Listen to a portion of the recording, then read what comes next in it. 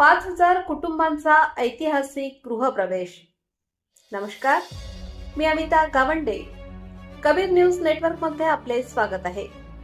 आज प्रजासत्ताक दिनाचे औचित्य साधत नाशिक जिल्ह्यासह त्र्यंबकेश्वर तालुक्यात एक नवा इतिहास रचला गेला आहे। हक्काचे घर असावे हे प्रत्येक गरिबाचे स्वप्न असते आणि आज ते स्वप्न प्रत्यक्षात उतरले आहे। जिल्हा परिषदेच्या माध्यमातून तब्बल 5,000 कुटुंबांनी आज एकाच वेळी आपल्या नवीन घरात गृहप्रवेश केला आहे।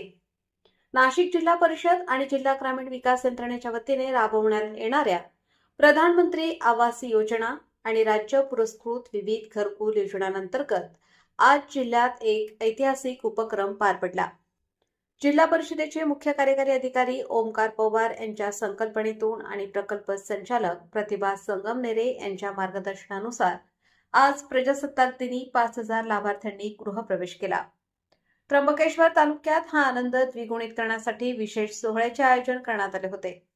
तालुक्याचे आमदार हिरामण खोसकर आणि जिल्हा परिषदेचे उपाध्यक्ष संपत नाना सकाळे यांच्या हस्ते लाभार्थ्यांना घराच्या चाव्या आणि प्रमाणपत्रांचे वाटप करण्यात आले। तालुक्यात एकूण 13,515 मंजूर घरकुलांपैकी 5,000 कुटुंबांनी आज आपल्या हक्काच्या घरात पाऊल टाकले। यामध्ये प्रामुख्याने अनुसूचित जाती जमाती, भटक्या विमुक्त जमाती, विधवा, महिला, दिव्यांग आणि अल्प उत्पन्न गटातील कुटुंबांचा समावेश आहे। तालुक्याचे गटविकास अधिकारी रविकांत सानप यांनी दिलेल्या माहितीनुसार तालुका प्रशासन आणि ग्रामपंचायतीच्या समन्वयाने हा सोहळा यशस्वी झाला।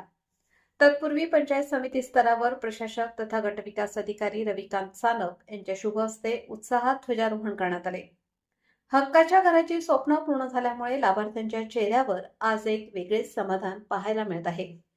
प्रजासत्ताक दिनी मिळालेली ही घरकुलाची भेट या कुटुंबांसाठी खऱ्या अर्थाने स्वातंत्र्याचा आनंद देणारी ठरली आहे।